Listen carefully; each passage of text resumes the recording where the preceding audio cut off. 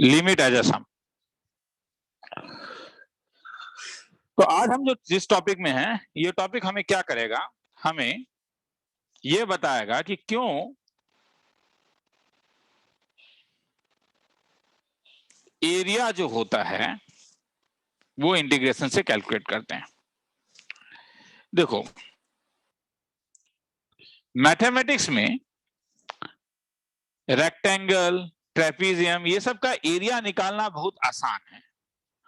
तो अगर हम चीजों को रेक्टेंगल और ट्रेपीजियम से एस्टिमेट करने का कोशिश करें तो हम कईयों का एरिया निकाल सकते हैं। सपोज तुम्हें ये एक कर्व दिया हुआ है, तुम्हें ये एरिया निकालना है। कोई बंदा क्या कर सकता है, वेट अ मिनट,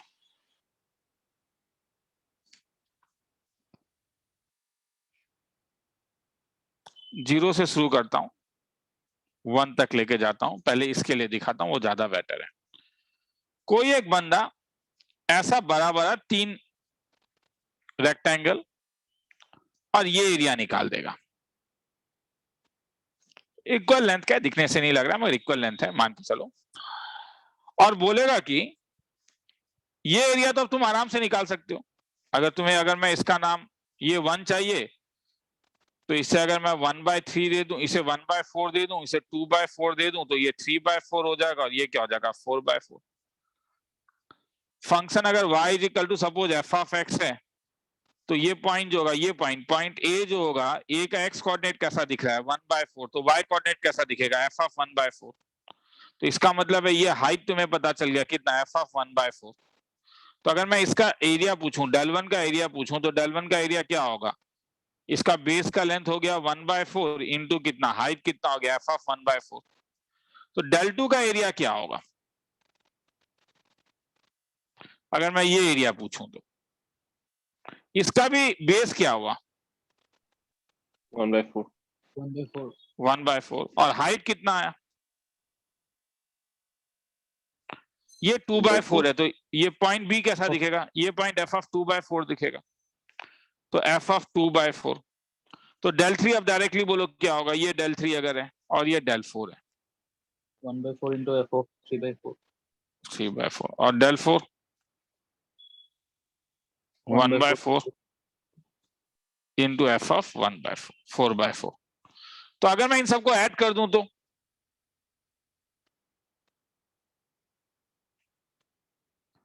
बड़ा अच्छा सा दिख रहा है, 1/4 into f of 1/4 plus 1/4 into f of 2/4 plus 1/4 into f of 3/4 plus 1/4 into f of 4/4।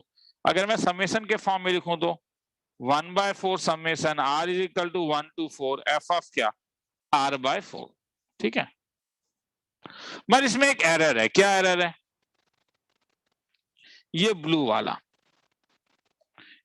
वाला पार्ट एरर है।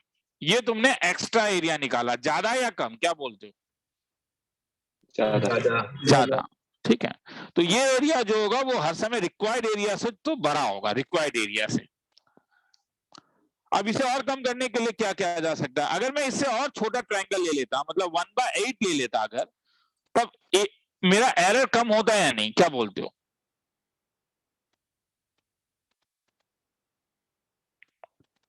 हाँ, देखो तब ये वाला एरर बच जाता, कम हो जाता ना। मतलब इसे देखने के लिए बेस्ट है, मेरे ख्यालों में बेस्ट ये है देखने के लिए कि अगर तुम दो रेक्टेंगल से इसे एस्टिमेट करते हो तो एरर काफी बड़ा आता, नहीं क्या। yes, sir. ये वाला एरर था, तब ये एरर था। मगर इसी के बीच में अगर तुम 4 रेक्टेंगल कर देते हो तो एरर तुम्हारे पास कम हो जाता है। देखो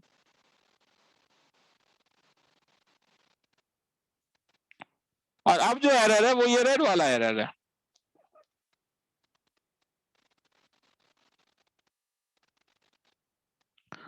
तो ब्लू पोर्शन जो है वो रेड वाले से बड़ा है।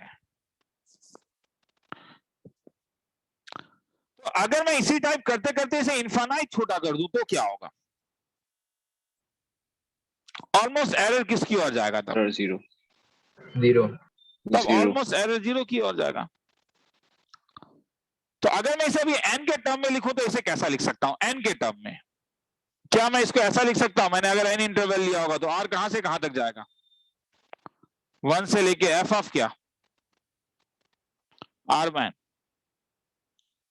मगर अगर if we want the least error तो वो क्या होगा? लिस्ट एरर तब होगा अगर n किसकी ओर जाते रहेगा? इंफिनिटी। इसलिए मैं ये कह सकता हूं कि limit n tending towards infinity 1 by n summation of f of r by n, r is equal to 1 to n is nothing but this is the area। मैं दोबारा कर्व यहां पे बना रहा हूं, एरिया यहां से लेके यहां तक ये वाला एरिया, ये एरिया, इसका मतलब एरर ऑलमोस्ट 0 हो जाएगा तो तुम्हारे पास ये एरिया मिल जाएगा। एरिया ये फंक्शन है y equal to f of x, area bounded by y is equal to f of x between x equal to 0 and x equal to 1, जिसका सिंबल है 0 से लेके 1 f of x into dx।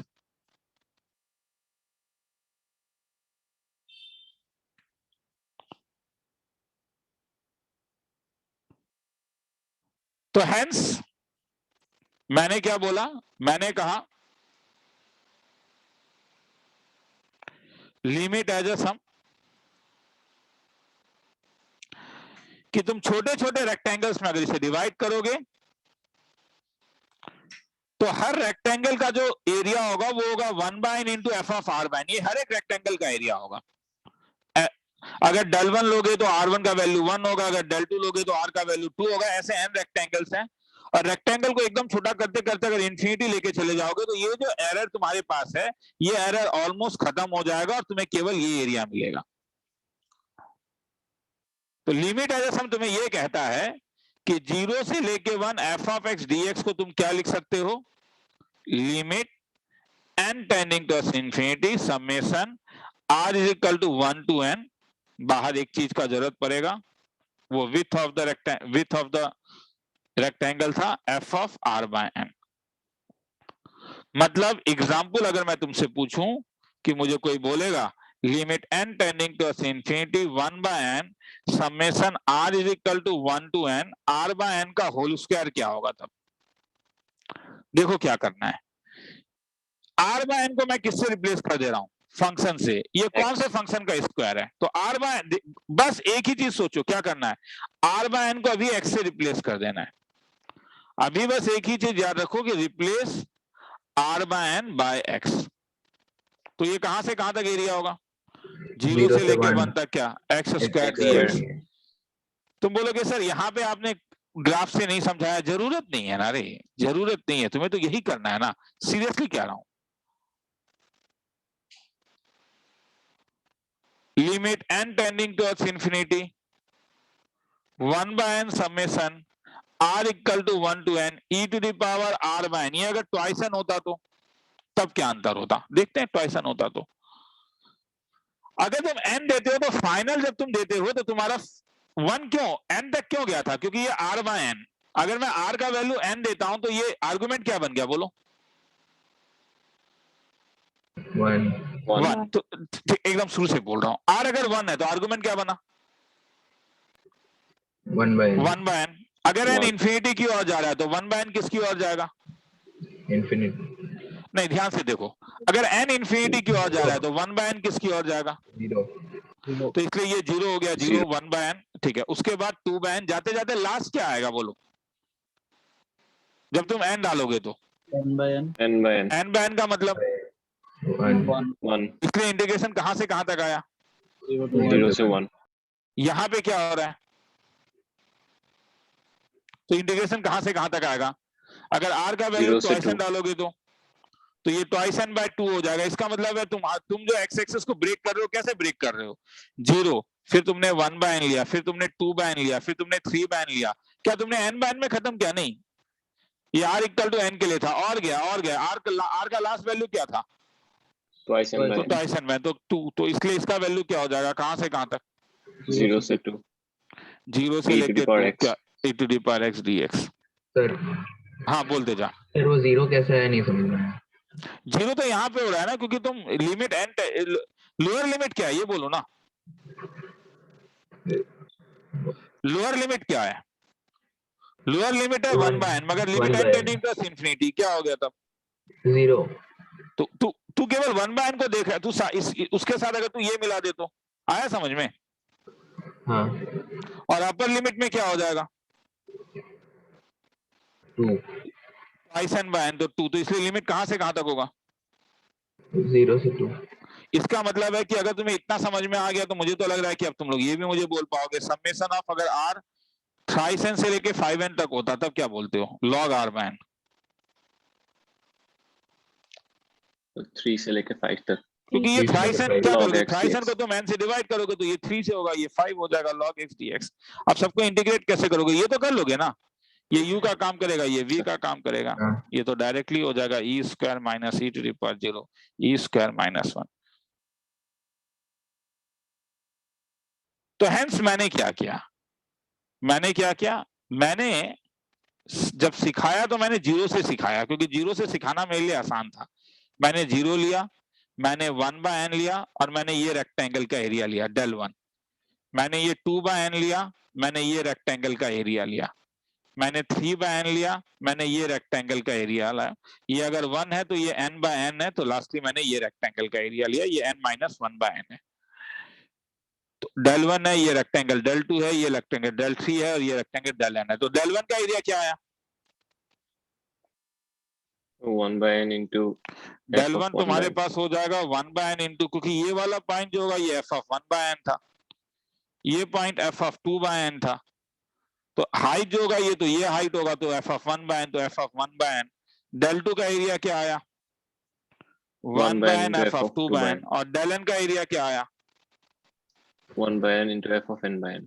n f of n by n मतलब f of 1, तो 1 by n into f of n by n. तो अगर मैं estimate area क्या होगा? एस्टिमेट एरिया बाय कर्व, तो ये हो जाएगा del 1 plus del 2 up to del n तक, जिसे क्या लिख सकते हो?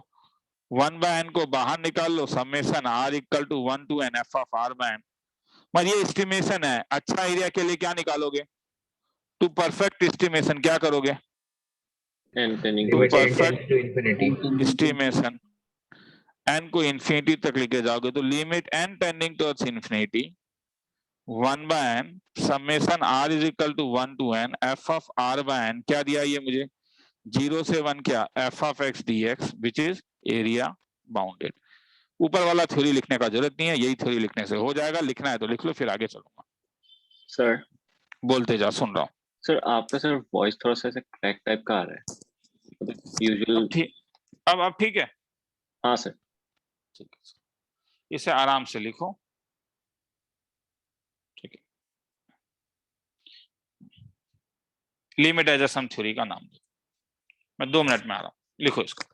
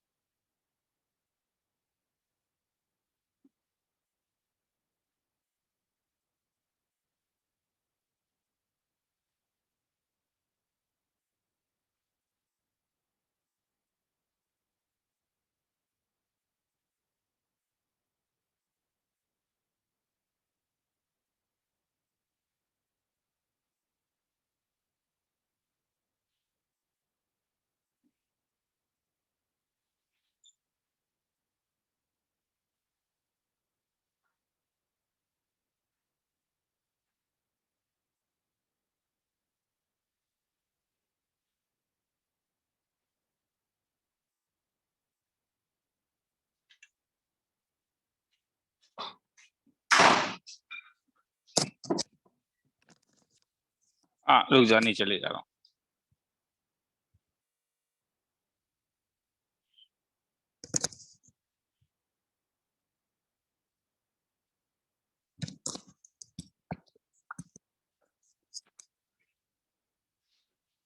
रिकॉर्डिंग हो रहा है ना, सुनने में आ रहा है? Yes sir. चलो मैं टाइमर दे रहा हूँ, आराम से 1.5 मिनट का टाइम दे रहा हूँ, लिखो आराम से, ठीक है।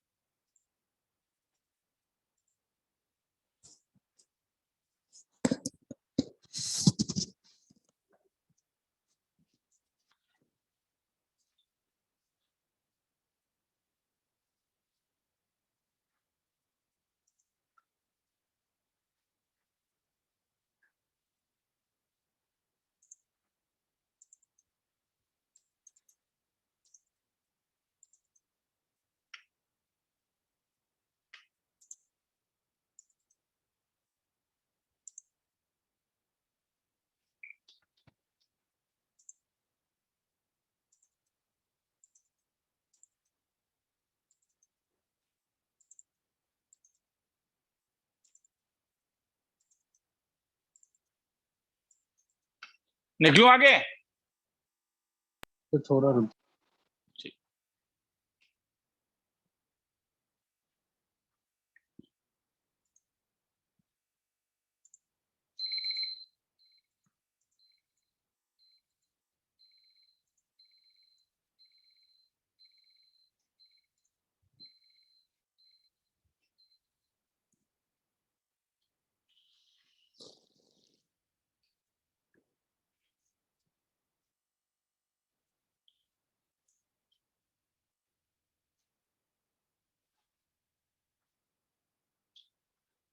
चलूं, बोल देना रे तब। Yes sir. हाँ सर पूरा।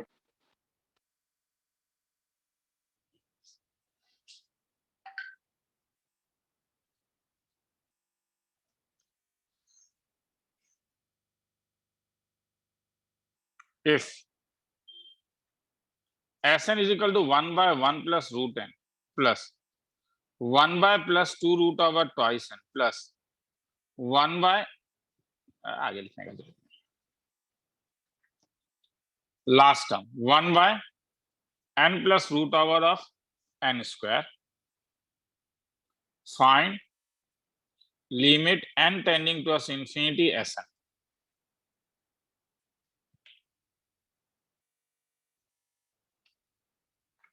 तो सबसे पहले इसे किसमें चेंज करूं? थोड़ा बोलोगे तो अच्छा लगेगा, ठीक है, क्योंकि तुमने ऊपर देखा है मैंने किसमें चेंज किया था, समेशन। समेशन में। क्योंकि समेशन में चेंज करने से क्या फायदा होता है, समेशन में चेंज करने से फायदा ये होता है कि तुम इजीली पकड़ पाते हो कि क्या हो रहा है, ठीक है। मुझे करने दो, हाँ मैं 2-3 सम करूंगा, बड़ा इंपॉर्टेंट टॉपिक है ये, इसलिए हाँ। Limit n tending to infinity 1 by, चलो समेशन को चेंज करते हैं। फर्स्ट टर्म क्या है, r के टर्म में बोलो, क्या ये r है रूट ओवर जो आर चेंज हो रहा है, plus root over of n है, फिर ट्वाइस n है तो rn है, r equal to 1 to infinity. मगर क्या ये वो वाला फॉर्म है जो फॉर्म तुम्हें चाहिए था? क्या ये फॉर्म है? नहीं। तो ये फॉर्म लाने के लिए तुम्हें बाहर में क्या चाहिए? 1 by n। ये इंट्रोड्यूस करो, ये बड़ा इंपॉर्टेंट चीज है। इंट्रोड्यूस जिसका जरूरत है। तो अगर मैं एक 1 बाय n इंट्रोड्यूस कर दूं तो r equal to 1 to infinity, ऊपर भी क्या आ जाएगा एन n, और नीचे r plus root over over R N. क्या हमें ये वाला पैटर्न चाहिए? नहीं, मुझे r बाय n चाहिए, इसलिए न्यूमरेटर और डिनोमिनेटर को डिवाइड कर देता हूं। किससे? n से। n जब रूट ओवर के अंदर जाएगा तो क्या बनेगा, समझ में आ रहा है मैं क्या बोल रहा हूँ? स्क्वायर। मेरा कहना है कि जब तुम डिवाइड करोगे तो ये r बाय n होगा, मगर ये रूट ओवर के अंदर जब जाएगा n तो क्या बन जाएगा, n square. स्क्वायर। तो अब मुझे क्या बोलते हो, क्या ये वही पैटर्न नहीं हुआ, हाँ या ना? Yes sir. Yes sir. Summation r is equal to 1 to infinity 1 by क्या, किसी को डाउट है तो बोलेगा रे root over r by n। मैंने कुछ कहा था, जैसे तुम्हें ये पैटर्न मिल गया 1 by n summation f of r by n, इसे तुम इंटीग्रेट करते थे, इंटीग्रेशन लिमिट देखना होगा a से लेके b तक, और r बाय n को रिप्लेस करके x बना देते थे। तो यहाँ पे कौन कौन सा x बना, r बाय n। तो ये क्या बना तब, इंटीग्रेशन कहां से कहां तक, मैंने गलती लिखा क्या, 1 से इंफिनिटी, वो इंफिनिटी वो मैंने गलत n. लिखा, मैंने गलत लिखा n. क्योंकि n टेंडिंग टू इंफिनिटी है, इसीलिए मैंने वो गलत लिखा है। तो ये मेरे लिए क्या होगा, n होगा, ये तो n ही होगा क्योंकि n टेंडिंग टू इंफिनिटी है, तो ये n है। तो अगर ये n है तो क्या हुआ, कहां से कहां तक इंटीग्रेशन हुआ, तब बोलो 0 से 1, क्या होगा, ये क्या फॉर्म देगा, 1 by 1 by x 1 by plus x plus plus root root over x. X. अब ये कैसे इंटीग्रेट करूं, let root x is equal to क्या, T. टी, क्योंकि ये ज्यादा आसान है, तो x is equal to t square, तो dx is equal to twice t dt। तो क्या हुआ, 0 x 0 1 में 1 बाय x के बदले टी स्क्वायर, रूट x के बदले t, dx के बदले ट्वाइस टी dt, कैंसिल हो गया, 2 बाहर निकल गया, 0 से 1 dt बाय 1 प्लस टी। तो क्या आया, 2 टाइम्स ऑफ ln ऑफ क्या, 1 प्लस टी, कहां से कहां तक, 0 से 1, पुट अप करो, 2 times of ln of 1 plus 1 minus ln of 1 plus 0 is equal to 2 times of ln 2। खेला खत्म। या डाउट तो हो सकता है, लिखना है तो लिख लो।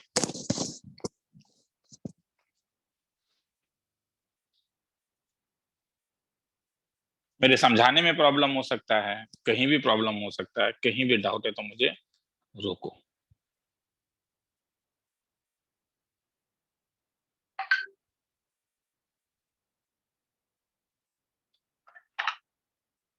इसे लिखो, मैं आ रहा हूं। हाँ,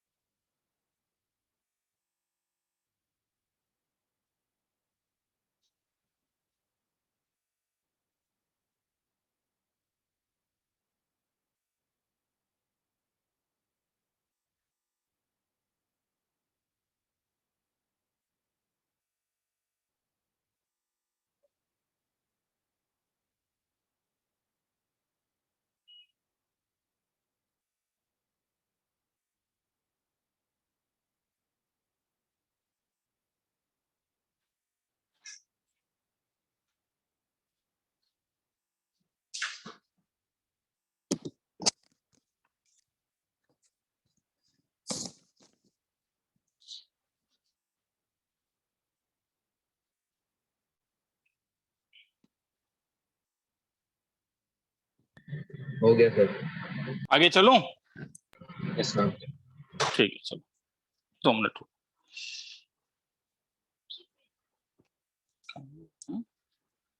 ड्रॉप दिस। हाँ, चल आगे निकलते हैं।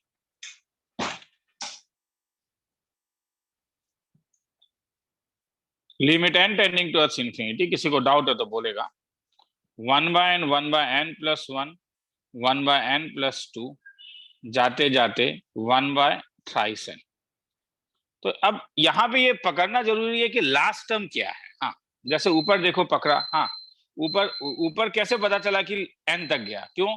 क्योंकि ये वाला टर्म क्या हो रहा था, ये 1 इंटू एन है, ये क्या है 2 इंटू एन, ये क्या है n इंटू एन, तो ये वेरी कर रहा था। तो वैसे ही अगर हम, ठीक है, ये वेरी कर रहा था 1 2 n, वैसे ही अगर हम नीचे जाएं तो नीचे क्या वेरी कर रहा है n, फिर n+1, फिर n+2, तो थ्राइस n कैसा दिखेगा इसी पैटर्न में, क्योंकि पैटर्न तो यही होना n चाहिए, plus twice n. n plus twice n. तो n+2n। 1 से शुरू हो या 0 से शुरू हो उससे कोई अंतर नहीं पड़ता है, ठीक है, क्यों मैं बताऊंगा। तो पहले से समेशन के फॉर्म में लिखते हैं, limit n tending to infinity summation of 1 by क्या n प्लस r, r कहां से शुरू हुआ, यहाँ पे r का वैल्यू क्या है 0, यहाँ पे r का वैल्यू 1 है, 1 और कहां तक जा रहा है Twice n. ट्वाइस n, मगर बाहर किस चीज का जरूरत था, 1 1 by by n. n. तो एक 1 बाय n अगर ले आऊं तो क्या मिलेगा, n by n plus 1. मगर ये फॉर्म चाहिए नहीं, तो न्यूमरेटर डिनोमिनेटर को किससे डिवाइड कर दूं, n. n से. ठीक है। कई बार वो नहीं करके तुम ये भी सोच सकते हो, कई बार ये भी यूजफुल होता है कि तुम्हें यहाँ पे r बाय n चाहिए, तो इसलिए यहां से n कॉमन निकाल लो, बात बराबर है, मगर कई बार ऐसा सोचने से भी हमें सुविधा होता है। अगर मैं यहां से एक n कॉमन निकाल लेता हूं तो क्या मिलेगा 1 plus r by n, r by n को किससे रिप्लेस कर दूं, x से। लिमिट कहां से शुरू हो रहा है, अरे 0 हो या 1 हो, तुम बोलोगे 0. सर अंतर है, कोई अंतर नहीं है, कोई अंतर नहीं है। ये इंडिविजुअल रेक्टेंगल का एरिया क्या हो रहा है जब तुम n टेंडिंग टू इंफिनिटी कर रहे हो, तो मैं कह रहा हूं इंडिविजुअल रेक्टेंगल का एरिया क्या हो रहा है, 0. क्या 0 नहीं हो रहा है, अगर तुम, Yes, sir. क्योंकि उसका जो विड्थ है वो 1 बाय n है या नहीं, हाँ.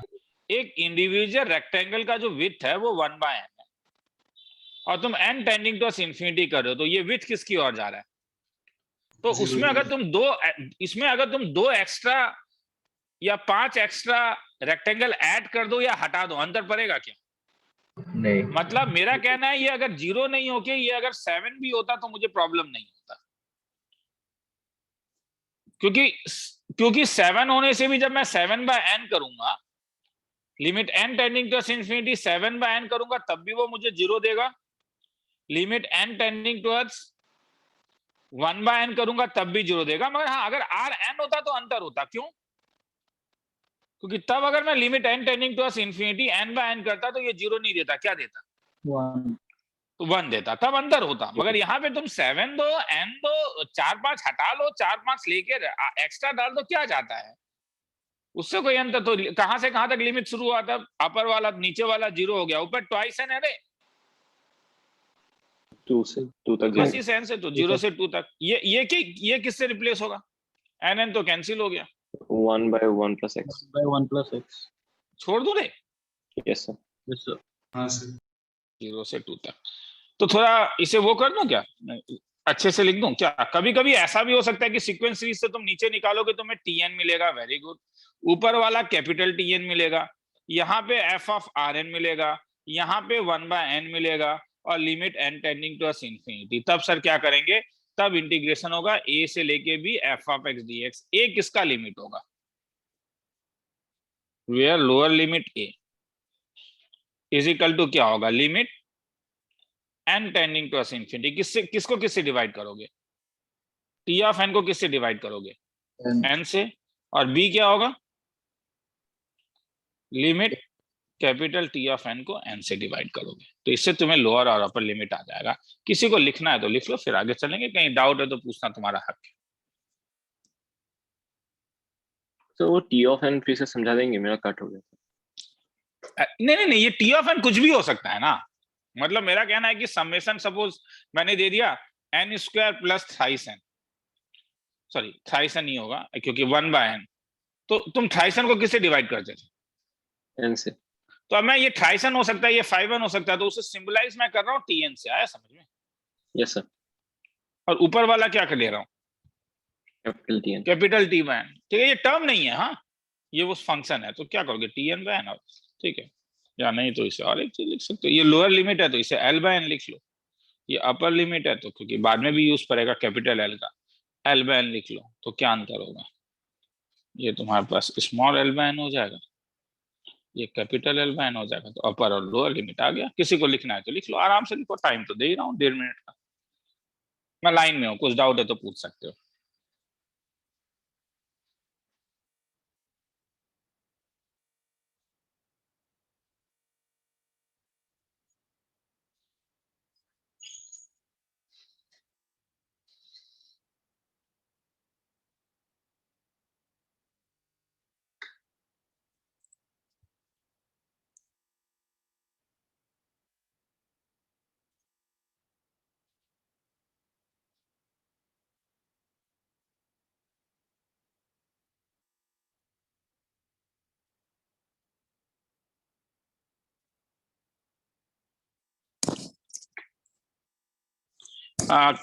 कल जो मुझे लगा, मुझे ऐसा लग रहा है कि एक लाइव क्लास डिटर्मिनेंट का तुम लोग का लेना पड़ेगा। हाँ, तुम लोग में बहुत लोग डिटर्मिनेंट मैट्रिसेस बोल रहे हो। हाँ, तो मैं Yes, उसका sir. लाइव क्लास का, मुझे लाइव क्लास लेना पड़ेगा डिटर्मिनेंट मैट्रिसेस का। तो देखो मैं मैसेज करूंगा, ठीक है? जितने लोग मतलब लाइव क्लास में जितने लोग आ पाए, नहीं तो रिकॉर्डेड मैं दे दूंगा फिर उसके बाद।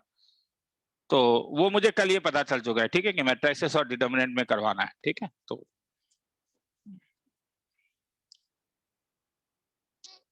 और केस थोड़ा सा स्टडीज एक में बार कोई कईयों को करेंगे। प्रॉब्लम हो रहा है।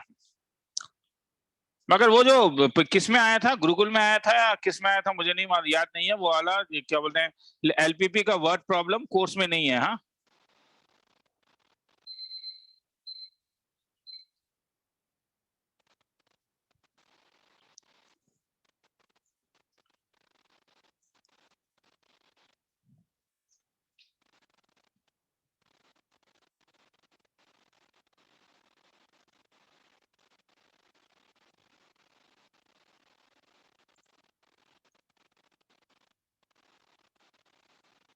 एलपीपी को लाइव क्लास में पॉसिबल नहीं है बस। हाँ, एलपीपी का लाइव क्लास पॉसिबल नहीं है क्योंकि वो मतलब अगर टीचर्स स्टिल कहते हैं कि नहीं तुम लोग को थोड़ा करना है ये वाला क्या बोलते हैं वर्ड प्रॉब्लम, तो वो मेरे वेबसाइट में दिया हुआ है, उसमें लंबे लंबे सम्स होते हैं, तुम उससे देख सकते हो, ठीक है?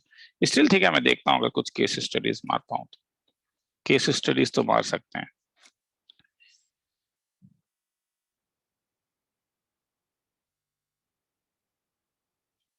आगे निकलूं? हाँ Yes, sir. चल ठीक है।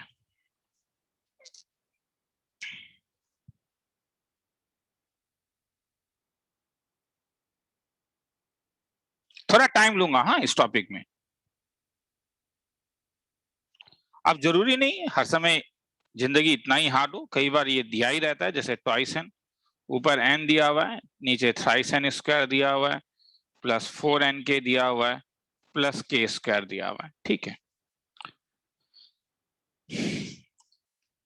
नीचे क्या किस चीज का जरूरत है? 1 by n. मतलब एक कॉमन प्रॉब्लम है सर, पता कैसे चलेगा? क्योंकि हमने लिमिट में भी कुछ सीखा था, तो मैं नॉन फॉर्मली बोल रहा हूं कि तुम्हें हर समय ना डिग्री सेम मिलना पड़ेगा। डिग्री ऑफ न्यूमरेटर क्या है? 1 by n लगाने के बाद, मैं फिर से कह रहा हूं, 1 by n लगाने के बाद n स्क्वायर डिग्री 2 है। डिग्री ऑफ डिनोमिनेटर क्या है? 2. डिग्री हर समय सेम होना पड़ेगा, क्योंकि अगर डिग्री सेम नहीं होगा तो क्या तुम उसे f of r by n के टर्म में बना पाओगे? नहीं बना पाओगे ना। r by n के टर्म में बनाने के लिए ये इंपॉर्टेंट है कि जो r by n का हर समय डिग्री सेम हो। तो ऊपर तो नीचे किससे, नीचे क्या कॉमन ले लूं? n square. n जैसे n स्क्वायर कॉमन लूंगा तो खेला ही खत्म हो जाएगा। k is equal to 1 to twice n, ऊपर भी n स्क्वायर नीचे भी n स्क्वायर, क्या मिला? 3 plus 4 times of k by n plus k by n का होल स्क्वायर। ये और ये कैंसिल, क्या डायरेक्ट बोलोगे इंटीग्रेशन कहां से कहां तक? 1 के लिए 0 से 2. 0, ट्वाइस n के लिए 2, 1 बाय n स्क्वायर कैंसिल हो गया है, क्या करोगे? k by n को किससे रिप्लेस करोगे? x से। x. 3 plus 4x plus x square. Sir ये इंटीग्रेशन में प्रॉब्लम है, तो ये तुम्हारा प्रॉब्लम है, ये मेरा नहीं है। हालांकि इसमें प्रॉब्लम होना नहीं चाहिए, क्योंकि ये तो आसान इंटीग्रेशन है मेरे ख्यालों में।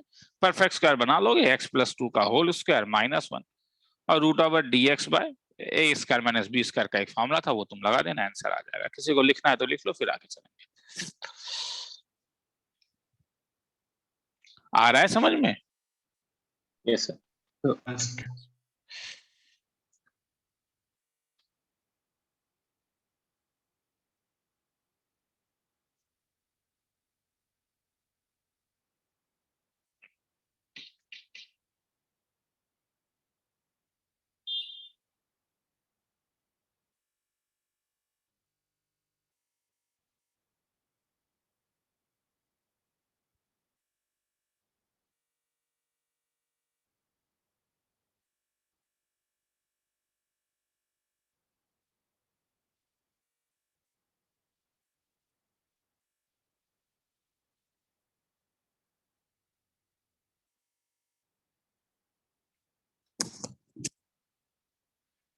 आगे चलूं क्या?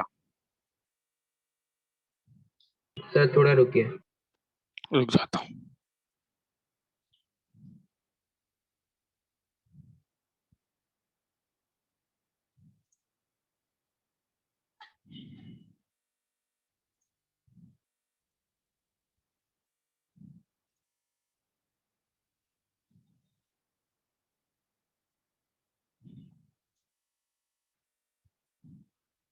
हो गया sir.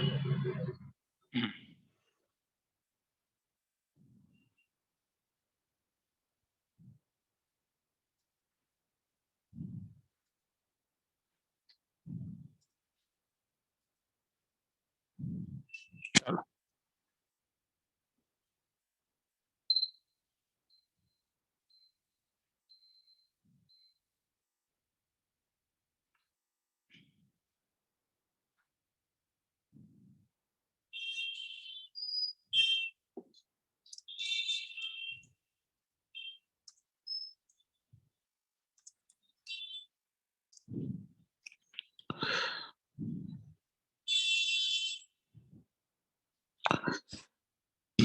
Just wait a minute.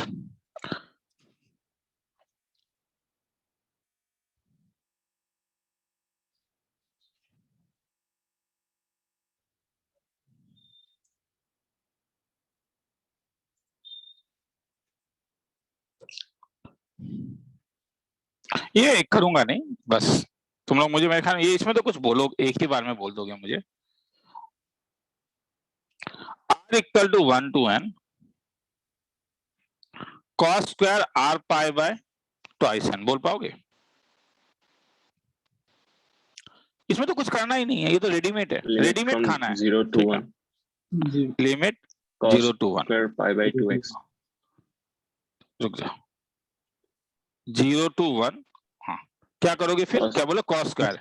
cos ये square r by n pi/2x केवल होगा, तो इसका मतलब cos square by pi/2x। x/2। तो इसे तो इंडिकेट कर पाओगे ना?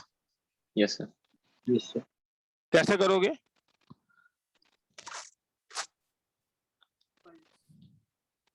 लेट क्या कर सकते हो? πx/2 को क्या ले सकते हो? t। तो i का वैल्यू क्या निकला? 0 से 1 नहीं, 0 से क्या? π/2 क्या? cos स्क्वायर t, और dx के बदले क्या मिला? Twice dt/π। तो बाहर क्या निकल गया? 2/π। कहां से कहां तक? 0 से π। क्या मिला? cos square t dt। निकाल लोगे यस सर। आराम से। क्यों? ठीक है, तुम बोले सर डायरेक्टली भी कर सकते थे ना, ये मैं इसलिए लेके आ रहा हूँ क्योंकि क्या पता पावर बहुत बड़ा होता तो। अरे वालिस फार्मूला तो जानते ही हो, जानते हो नहीं? वालिस फार्मूला का 1/2 इंटू कितना? π/2 कैंसिल हो गया, तो आंसर क्या है बोलो? 1/2। किसी को लिखना है तो लिख लो, फिर आगे चलेंगे।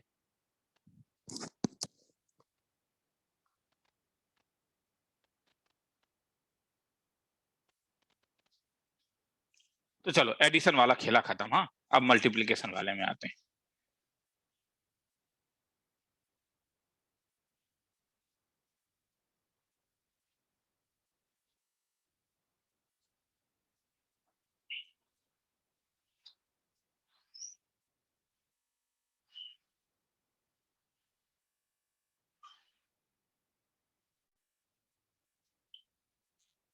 निकलूं आगे? Yes, एक sir. मिनट दे रहा हूं, निकलूं? ठीक है चलो। अब यही चीज अगर मल्टीप्लीकेशन में तुम्हें कभी दिख जाए, जैसे f of 1/n, f of 2/n, f of 3/n, तब तो प्रॉब्लम हो गया। मतलब साथ में कुछ रहेगा, ठीक है, मगर मेन ये है मेरा मकसद जो है, मुझे इसे एडिशन में चेंज करना है। तो एडिशन में चेंज करने का तरीका क्या था? मुझे कुछ ऐसा करना है कि ये कि दूसरे फंक्शन में भले चेंज हो जाए मगर ये ऐड हो जाए। और मुझे बोला अभी क्या बोला? लॉग, ठीक है, टेक लॉग। तो जब भी तुम मल्टीप्लीकेशन में देखोगे तुम फॉर्मूला नहीं लगा सकते हो, इंटीग्रेशन में चेंज कर देना, लॉग लगा देना। सर मतलब, अरे कुछ नहीं है, ये एल्गोरिथम है। और सम में तो अब कुछ औकात ही नहीं रहा सम का। तो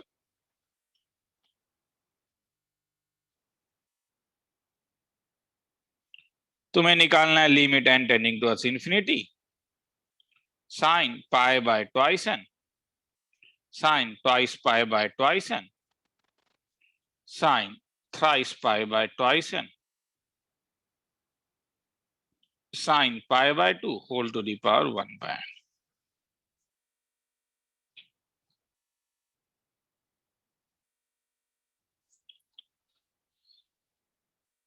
तो मैं L इसका वैल्यू ले लेता हूं, sine pi by twice n, sine 2 pi by twice n, sine last वाला क्या होगा? n pi by twice n।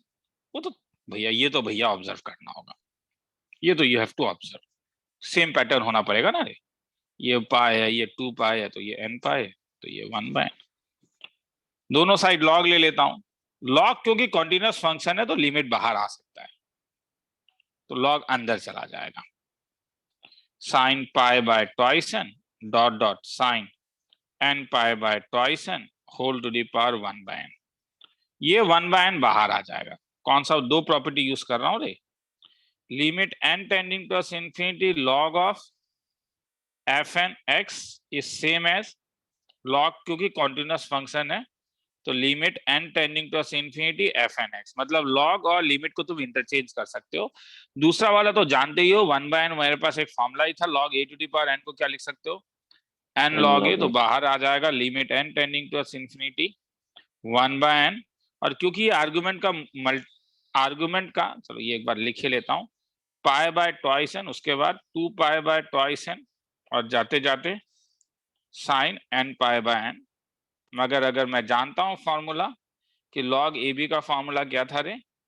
log a plus Log A plus log B. log b। तो ये क्या हो जाएगा? Limit n tending to infinity 1/n log pi by twice n plus log 2 pi by twice n, जाते जाते कहां तक? log, ओ So एक sin साइन over था, sir. ठीक है, इसमें मैंने गलती कर दिया।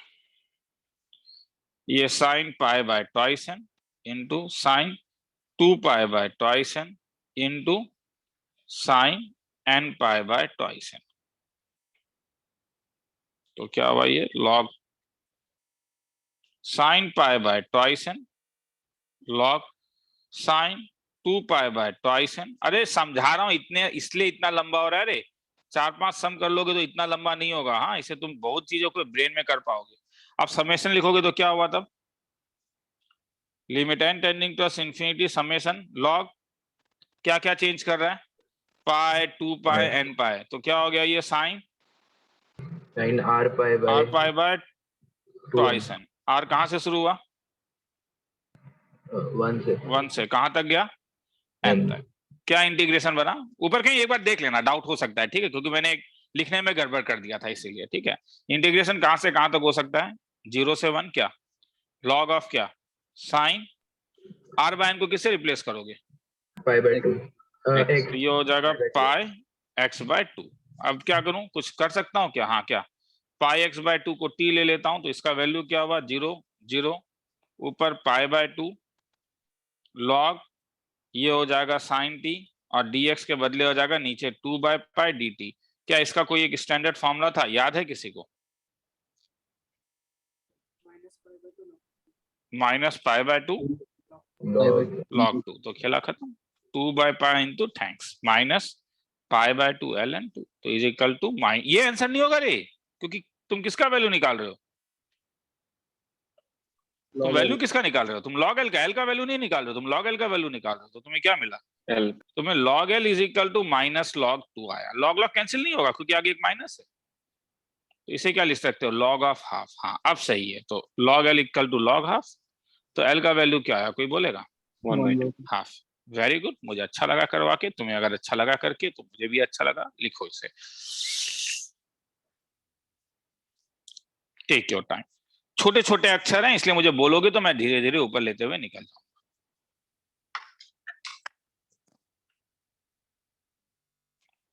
मेहनत करेंगे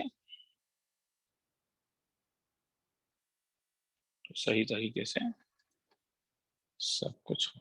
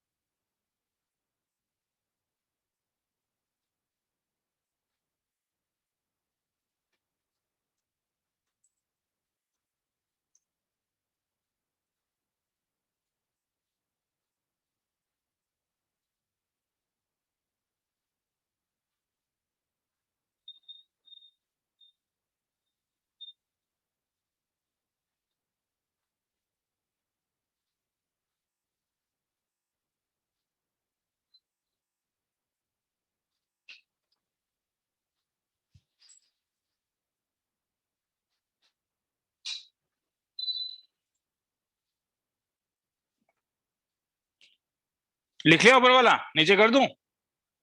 हाँ सर। ठीक है, तो मैं अब 1 मिनट का और टाइम देके जा रहा। हाँ रेस्ट ले रहा हूँ मैं, माइक्रोफोन खोल रहा हूँ मैं।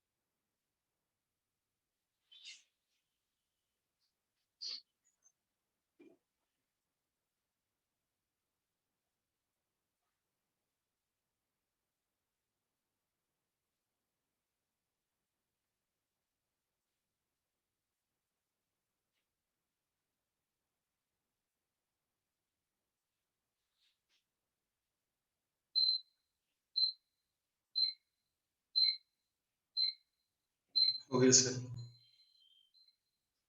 हो गया सर। आगे चलूं? हाँ सर। चलो,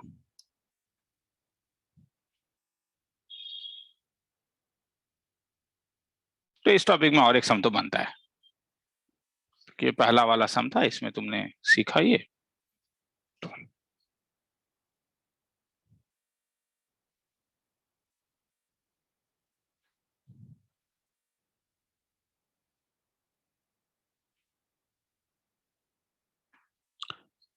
limit n tending towards infinity,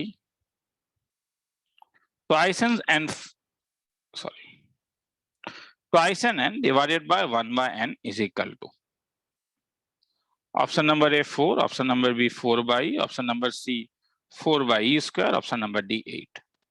Solution. खेला को शुरू कर रहा हूं।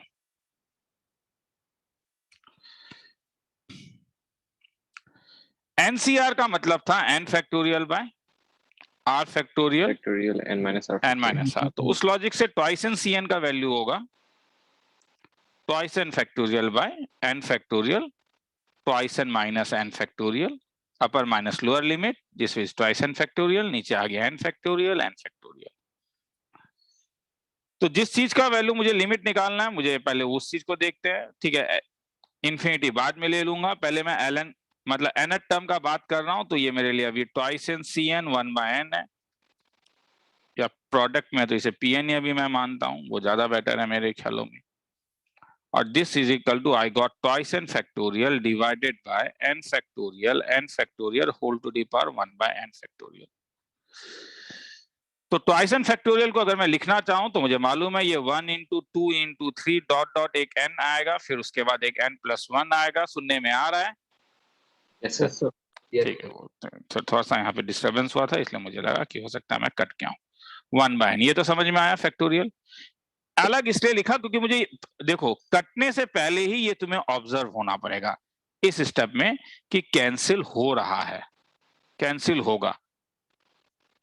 लिखने के बाद कैंसिल नहीं होता है, हाँ, कि इसके अंदर एक n फैक्टोरियल है जो इसके साथ कैंसिल होता है।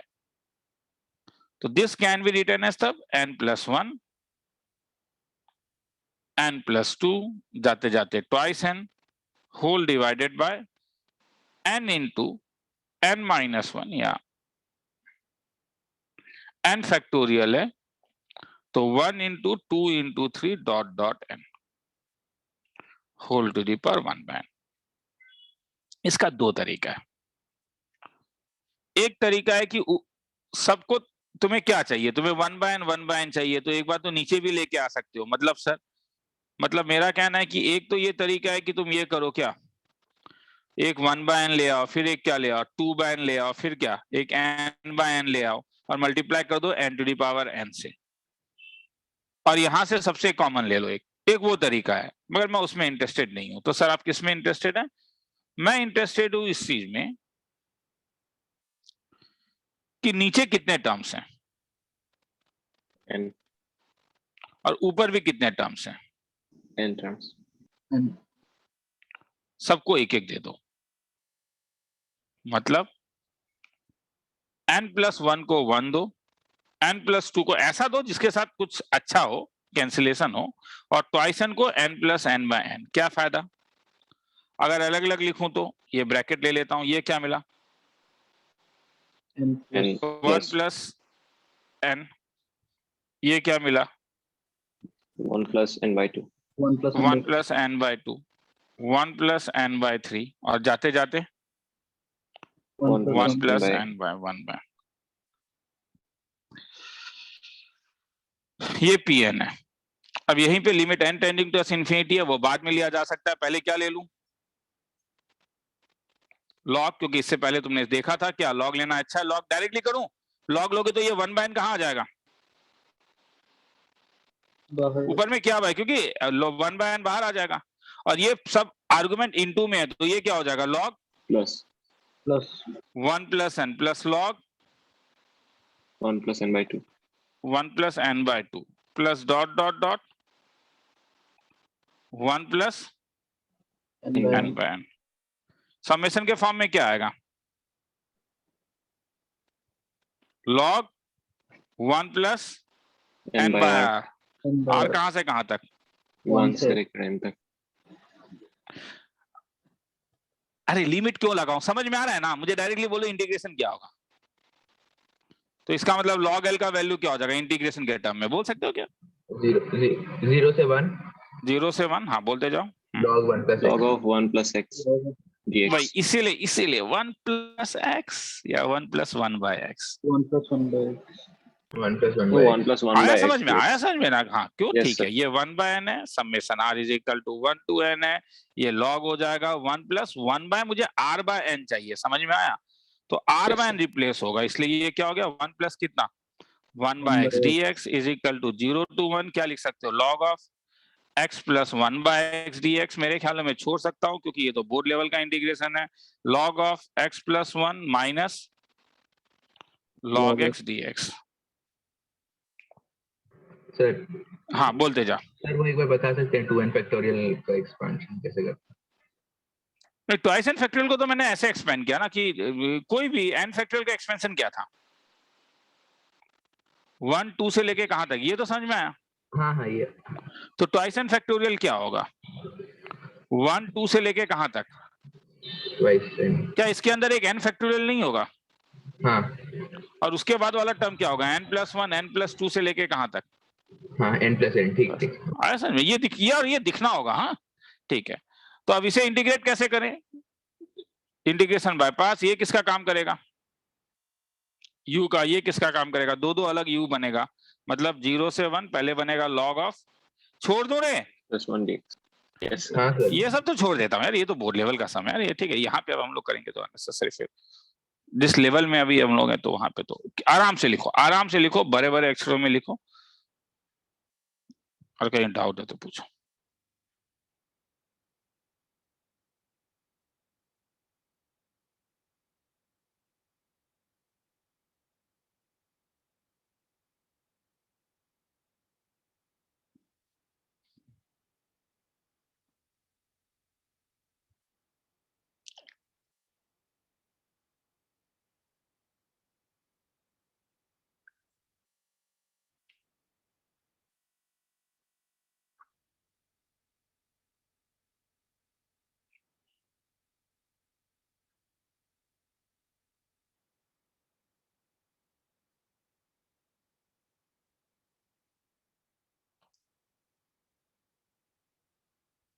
सर नीचे कीजिए ना थोड़ा।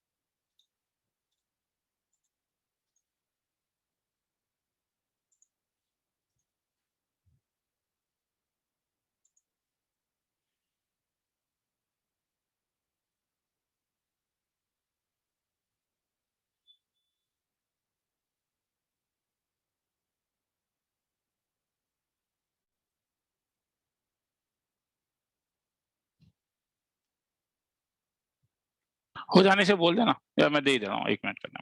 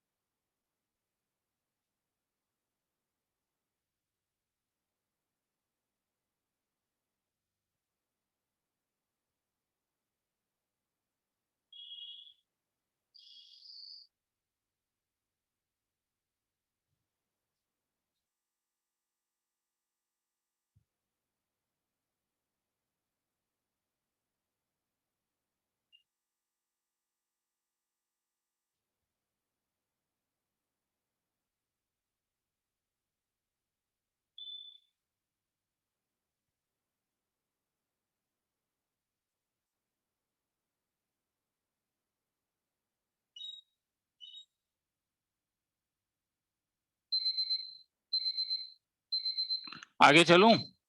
Yes sir. Sir okay. बोल देना।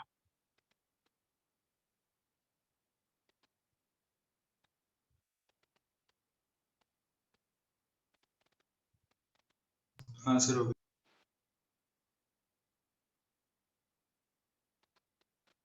चलो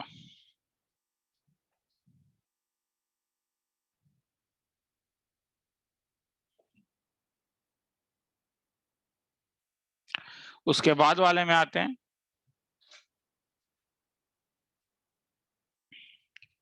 अगर मैं तुम्हें कभी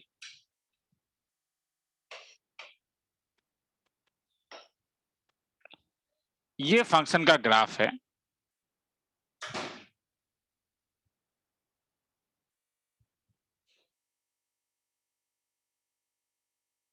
और इस वाले को मैं ए का नाम दे रहा हूं, ये वाला एरिया ए है। तुमने एस्टिमेशन किया इस एरिया को ऐसे, तुमने ये 1/n से शुरू किया, ये 2/n से शुरू किया, और लास्ट वाला जो होगा वो n/n है। ये del1 है, ये del2 है, ये del n है। तो del1 plus del2 plus dot dot del n। del1 का value 1/n into F of 1/n plus del2 का value 1/n into F of 2/n last 1/n into F of n/n। मतलब इसे मैं लिख सकता हूं समेशन ऑफ, तुम बोलोगे सर बोर कर रहे हो सर, इससे पहले वाला ही चीज लिख रहे हो, मुझे लिखने दो बस। हाँ मुझे, हाँ मैं जान रहा हूँ, ठीक है क्यों लिख रहा हूं अभी तुम्हें पता चलेगा। आर कहां से कहां तक, 1 से लेके n तक। ये जो तुमने निकाला, ये जो तुम्हें वैल्यू देगा, ये इस ए से बड़ा वैल्यू देगा या छोटा वैल्यू देगा? बड़ा वैल्यू।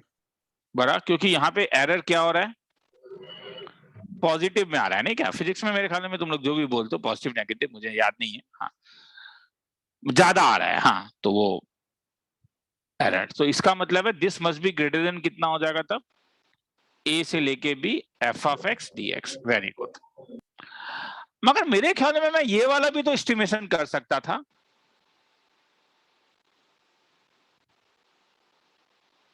यहीं पे एक रेक्टेंगल बना लेता, 0 से शुरू होता, यहीं पे एक रेक्टेंगल बना देता, 1/n उसका सेकंड रेक्टेंगल होता, del1 del2, और लास्ट वाला n/n है तो ये n-1/n होगा, और ये वाला ये del n।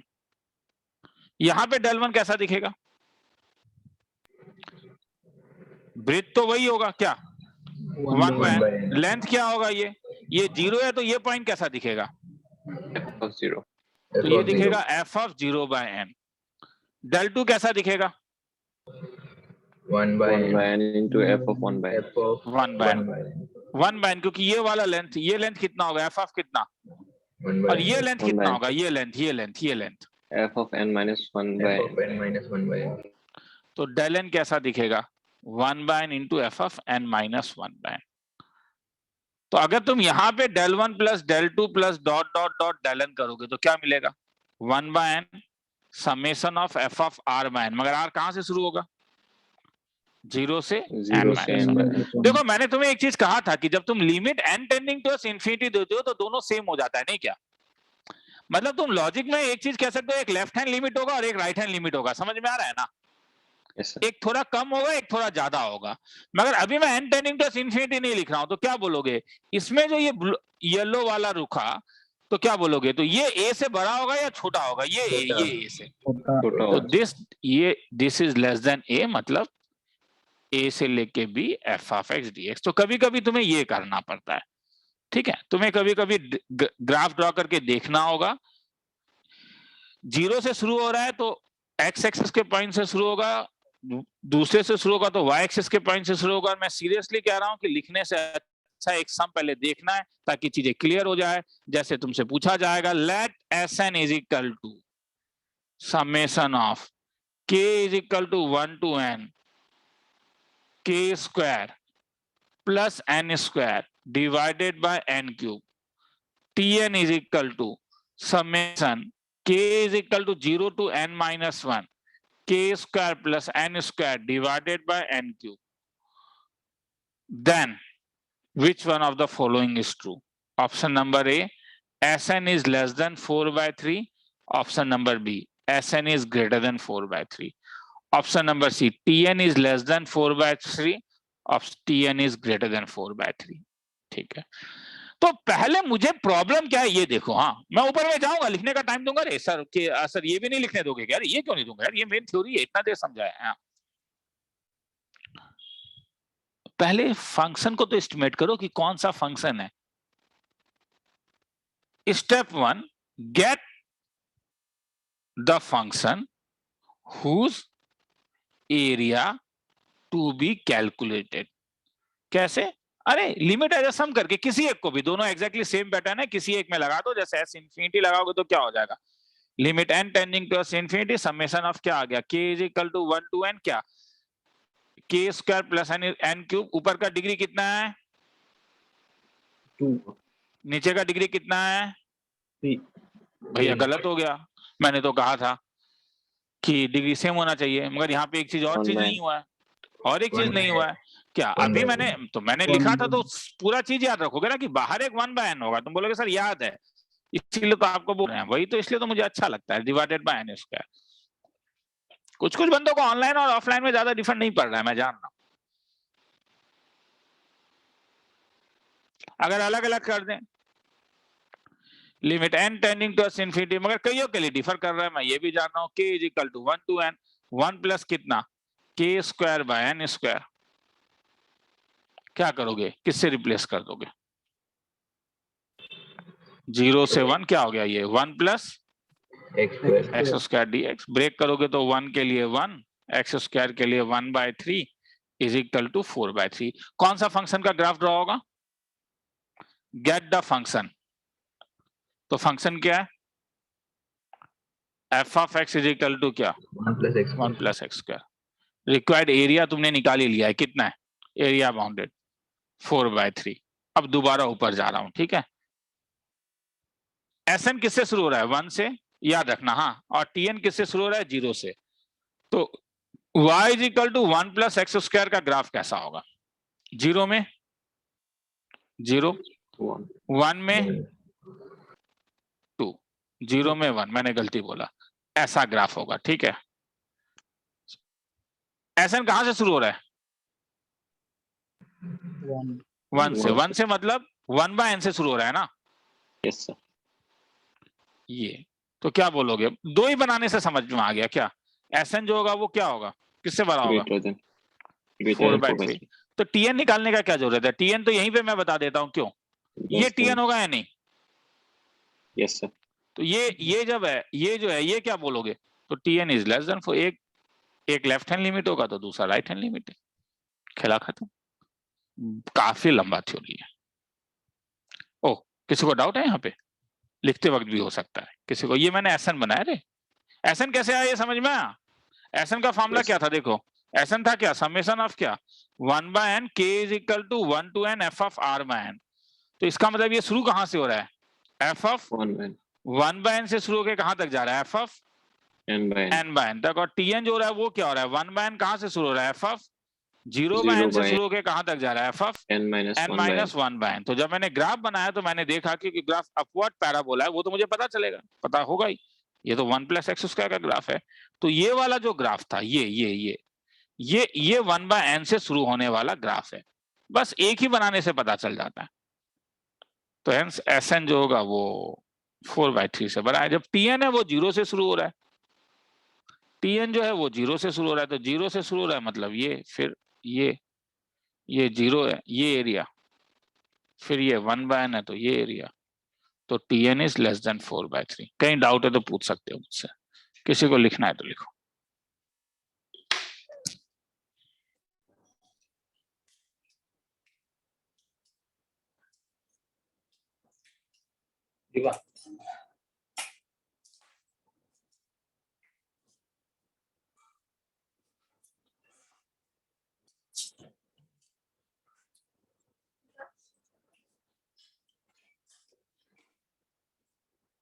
बोलते जाना। हाँ, तो टाइम इंटीग्रेशन का लोअर लिमिट क्या है सर? कौन सा? तो ऊपर ए का।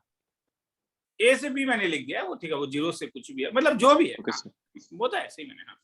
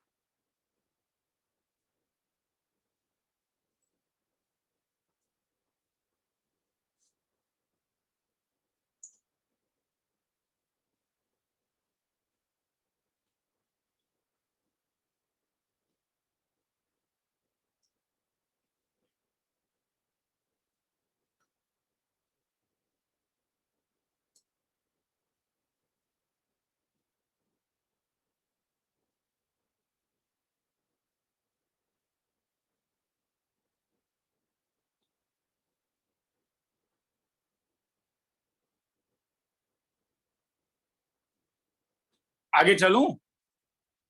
थोड़ा सर। रुकिए सर थोड़ा सा। चलो ये पेज लिख लो, ठीक है, मैं आ रहा हूँ। हाँ, ये पेज लिख लो, मैं भी आ रहा हूँ। हाँ, काफी देर से बैठा हूँ। ऊपर वाला लिख लिया था ना? Yes sir. हाँ सर। हाँ, ये लिखूंगा।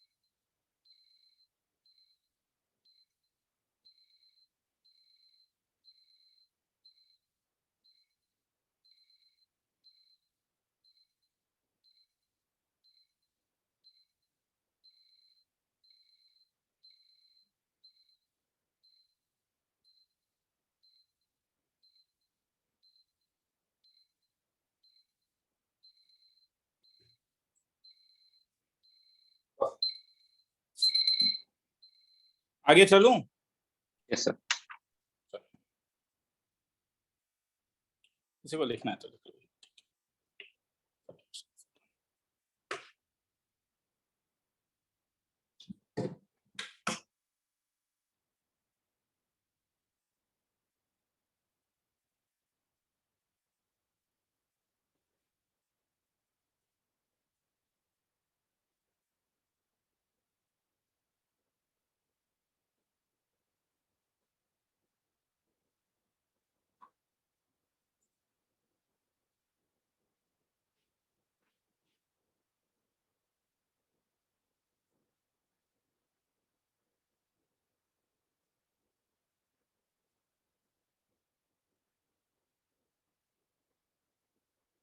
चलो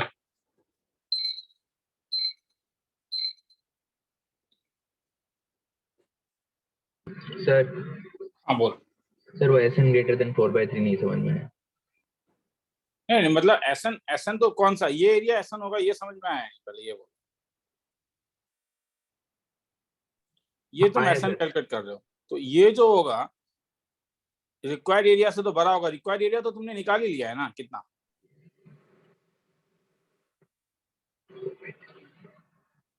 ये तो एस इन्फिनिटी क्या होगा, एस इन्फिनिटी तो रिक्वायर्ड एरिया होगा। समझ में आया? समझ गया हाँ। ठीक है, रिक्वायर्ड एरिया तो तुमने निकाल ही लिया है। ठीक है कि ठीक 0 से 1 एफ ऑफ एक्स डीएक्स तो तुमने निकाल ही लिया है, 4/3 है। हाँ 4/3 इसका एरिया 4/3 है इसलिए।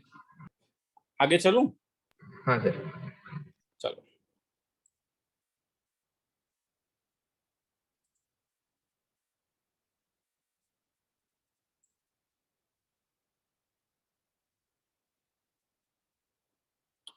inequalities in definite integration.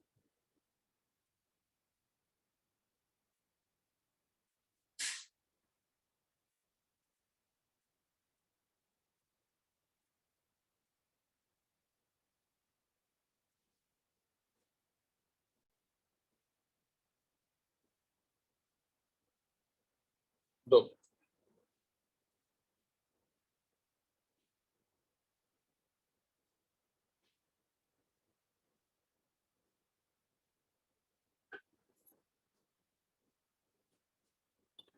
देखो एक टाइप है जिसमें मैं इंटरेस्टेड नहीं हूं। क्यों सर? वो टाइप है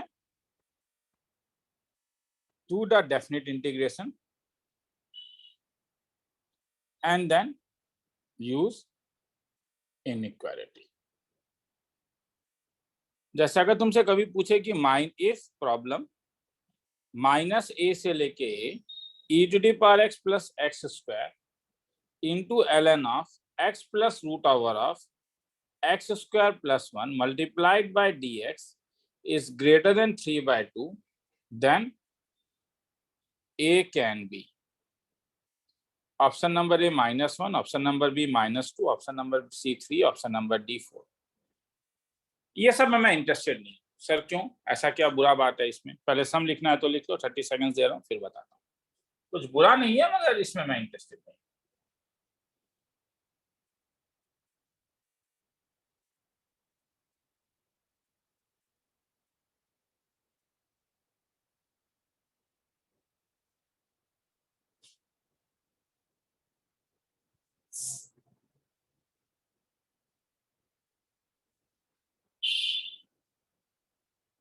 चलो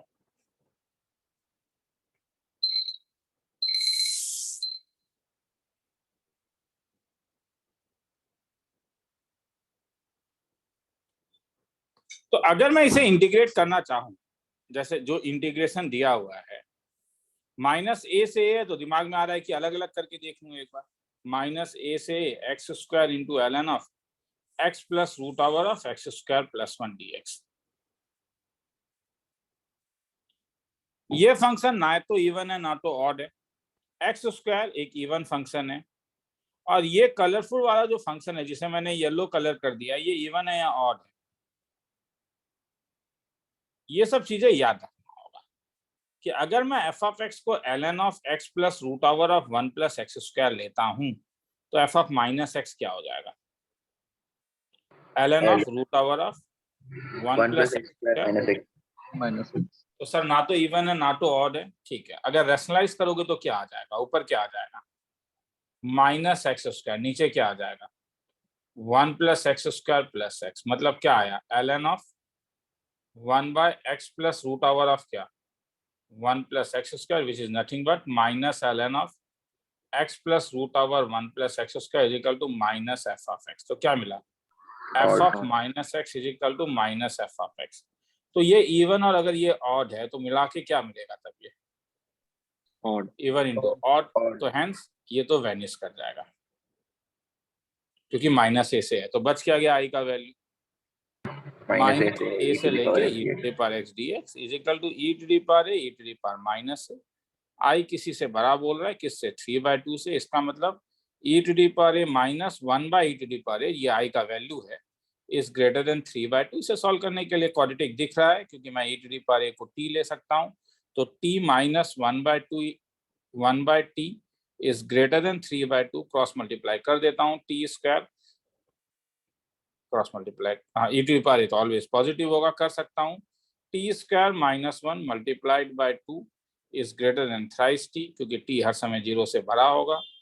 तो this implies you will get T 2t square minus thrice T minus, इसे कुछ समझा नहीं रहा हूँ हाँ, क्योंकि ये तो सॉल्व कर रहा हूँ, तुम जान रहे हो। तो 2t square minus twice T minus thrice T चाहिए, मैंने कहीं पे गलत कर दिया, कहाँ गलत किया है, आंसर तो आएगा नहीं, वरना ए टी पावर ए ये टी है 2t square minus 1 is greater than thrice T, ये तो सही है, टी स्क्वायर माइनस 1 है तो 2t square minus thrice T sir -2 है, माइनस 1 माइनस क्या, हाँ इसीलिए आंसर नहीं आ रहा, ये -2 है, thanks. So this can be written as twice t square minus 4t plus t minus 2 is greater than 0. So this implies twice t plus 1 multiplied by t minus 2 is greater than 0. This implies t is less than minus half or t is greater than 2.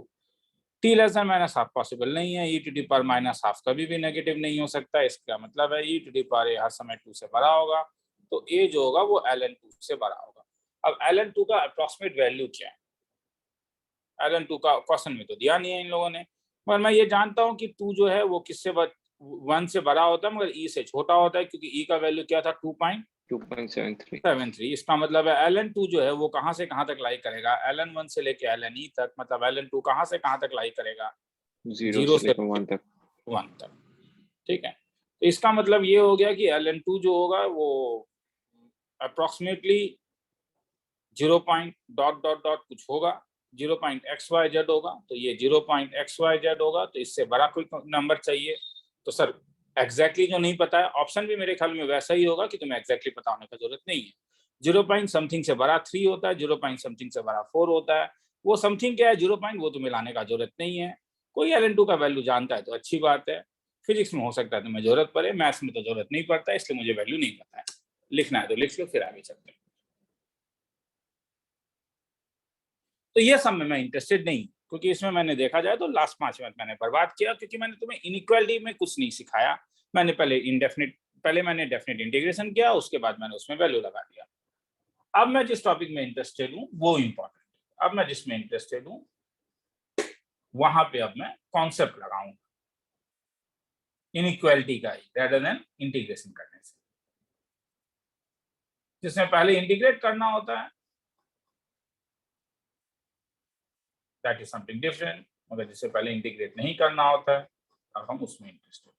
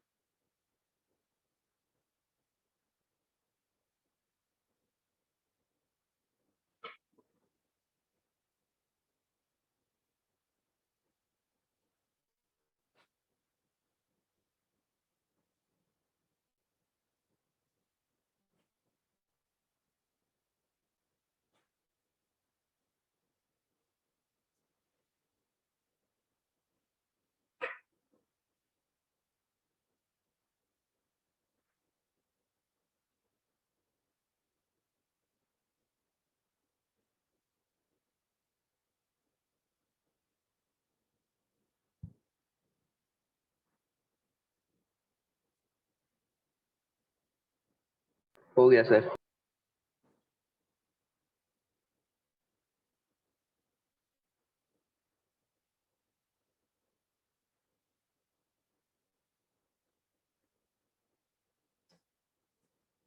हाँ sir हो गया। चलो आगे चलते हैं। थोड़ा सा रुकिए सर।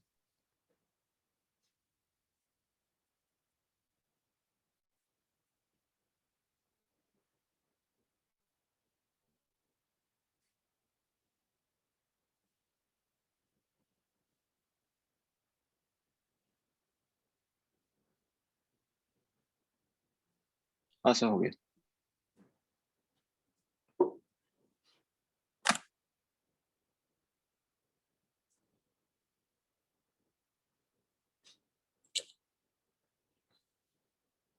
मगर अगर हम एरिया का कॉन्सेप्ट लगाएं और अगर हम बोले कि एफ ऑफ एक्स हमारा जी ऑफ एक्स से छोटा है, जी ऑफ एक्स हमारा एच ऑफ एक्स से छोटा है, तो अगर मैं ग्राफ का बात बोलूं तो ये मेरे लिए एफ ऑफ एक्स का ग्राफ है, ये मेरे लिए जी ऑफ एक्स का ग्राफ है। मेरे ख्याल में एच ऑफ एक्स नहीं बनाने से भी होगा। तो अगर एरिया बाउंडेड का तुम बात करते हो तो श्योर शॉट जो की है कि जो एक्स एफ ऑफ एक्स जो एरिया बाउंड करेगा और जी ऑफ एक्स जो एरिया बाउंड करेगा फॉर ऑल होना पड़ेगा। हाँ, ए से लेके बी तक हर एक टाइम के लिए। अगर एफ ऑफ एक्स तुम्हारा जी ऑफ एक्स से छोटा है तो अगर तुम एरिया बाउंड निकालोगे ए से लेके b f of x D x, ये भी किससे छोटा होगा? ए से लेके b g of x dx. ठीक है।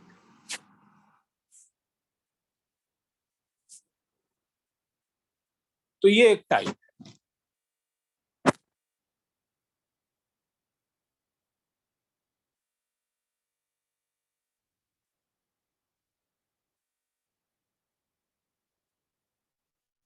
जैसे मैं तुम्हें बोलूं proof that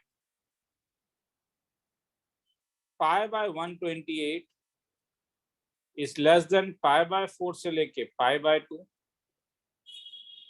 sine x to the power 10 is less than pi by 4।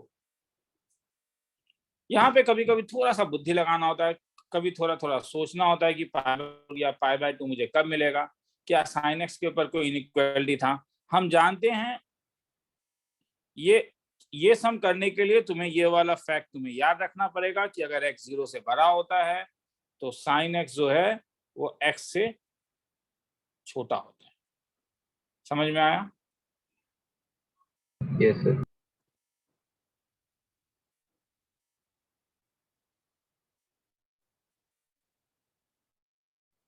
तो साइन x अगर x से छोटा होता है, साइन से तो आ नहीं रहा है, देखो तो जी पाई बाय 4 से लेके pi by 2 sine x D x किससे छोटा होगा? पाई बाय 4 से लेके pi by 2 x D x तक होल टू द पावर 10 अगर है तो ये भी 10 है तो ये भी 10 है। नहीं आएगा आंसर, ये तो बहुत बड़ा हो जाएगा, इससे आंसर नहीं आने वाला है। ठीक है, तो सर क्या करोगे? कुछ और एस्टिमेशन लेंगे। ये मेरा गलत हो गया सोचना। ये पाई बाय 4 तो मुझे पता चल रहा है कहाँ से आ रहा है। इन दोनों का डिफरेंस क्या है?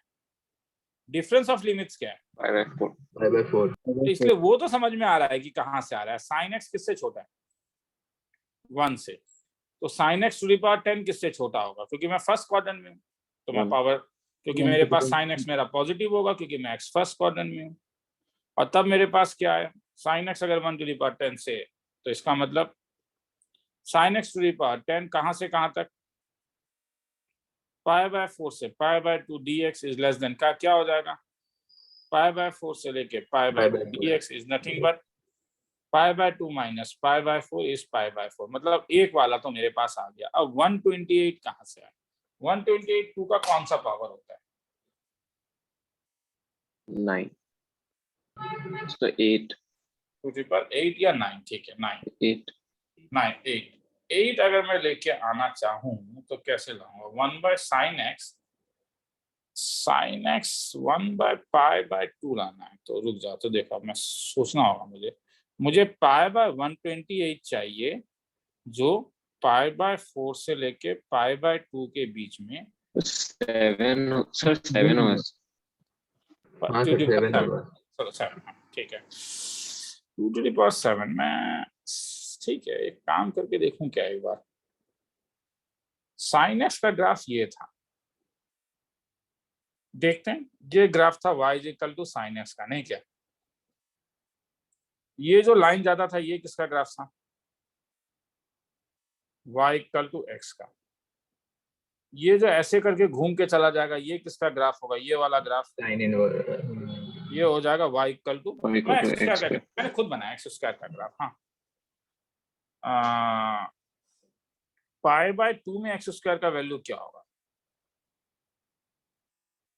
पाई बाय 2 में पाई बाय 2 तो काफी बड़ा क्वांटिटी हो जाएगा, 1 से बड़ा हो जाएगा। पाई बाय 2 1 से बड़ा हो जाएगा।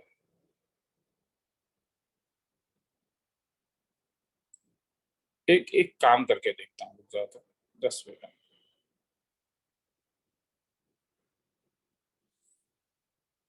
एक्स टू पर 10 को अगर मैं इंटीग्रेट करूं पाई बाय 4 से लेके पाई बाय 2 तक, ओ मगर एक पंगा है, देखना लिमिट में पाई जो है वो पाई का पावर बढ़ नहीं रहा है, पाई का पावर पाई है, पाई का पावर नहीं बढ़ रहा है, केवल साइन एक्स का पावर बढ़ रहा है। ये कब होगा? ये होने के लिए तो बाहर केवल एक्स आना पड़ेगा। साइन एक्स किससे बड़ा है? ट्वाइस एक्स साइन एक्स से 10 जो होगा।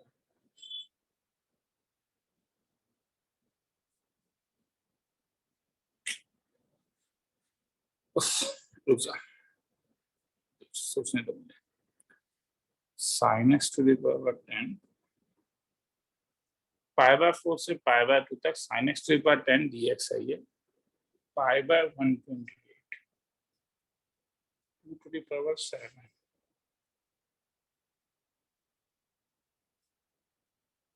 कौन सा ऐसा एस्टिमेट यहाँ पे चल सकता है जिससे ये आंसर आ जाए?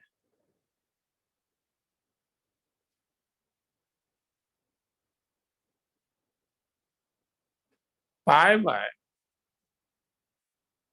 बस 4 का पावर बढ़ेगा, ये तो कोई लॉजिक ही नहीं है। और 2 टू द पावर 20 तो बहुत बड़ा क्वांटिटी हो जाएगा। एक्स स्क्वायर से कंफ्यूज कर रहा हूँ। साइन एक्स जो होगा एक्स स्क्वायर से बड़ा होता है, मगर नहीं, ये भी गड़बड़ है, ये कॉन्सेप्ट गड़बड़ है मेरा।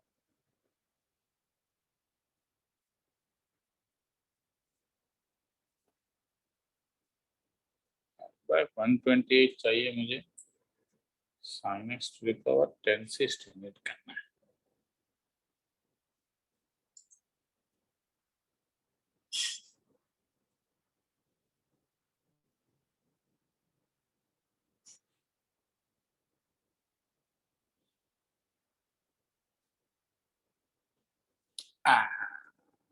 पाई पर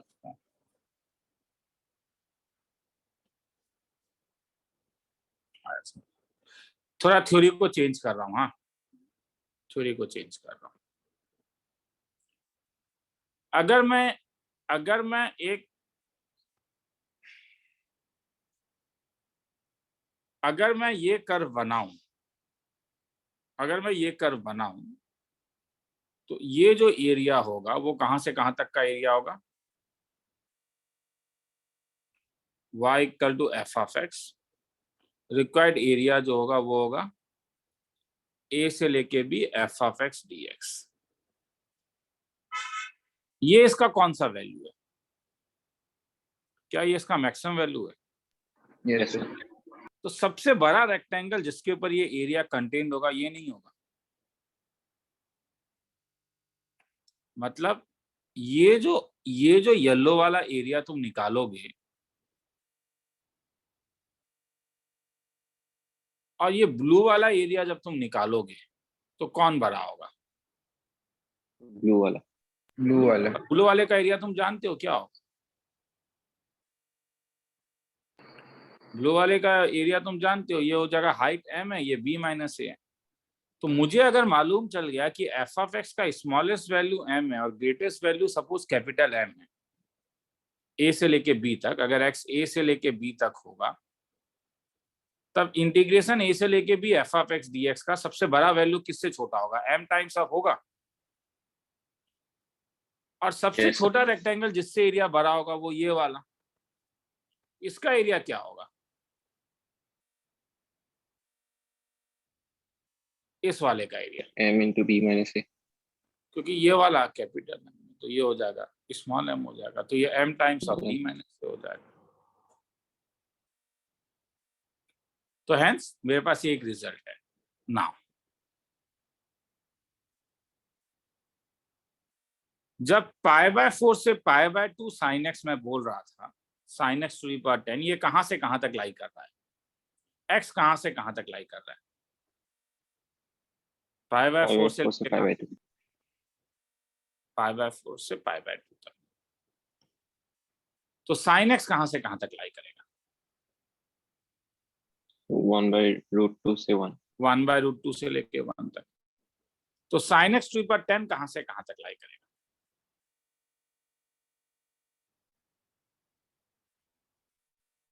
root 2 to the power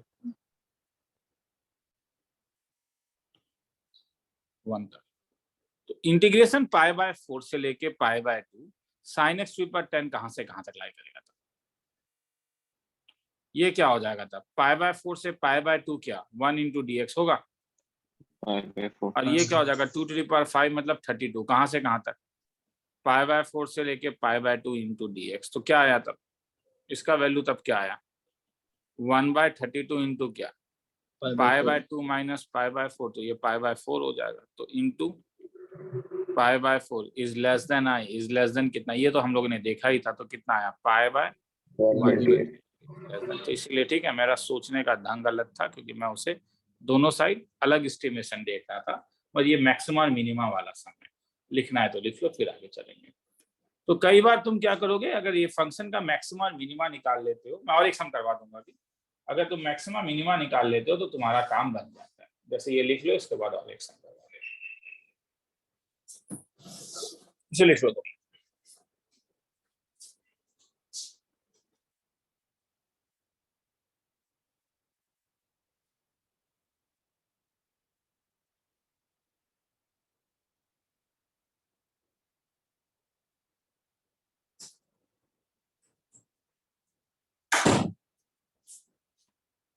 यहाँ पे मगर मैक्सिमम मिनिमम तुमने बड़े आराम से निकाल लिया। कभी कभी डिफरेंशिएशन करके निकालना। सर एक बार क्वेश्चन दिखा देंगे? क्वेश्चन तो लिखा ही नहीं था। क्वेश्चन था prove that π/128 is less than π/4 से π/2 sin x to the power 10 dx is less than π/4।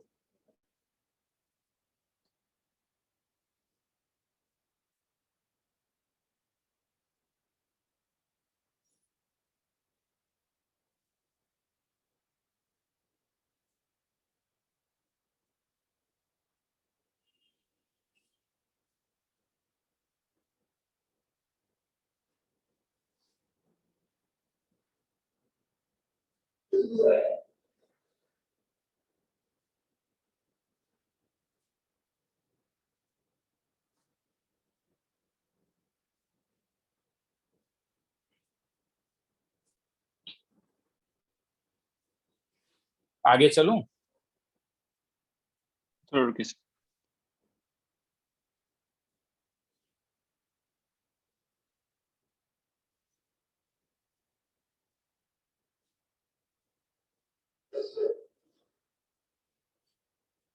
हाँ सर। सर रुकिए थोड़ा।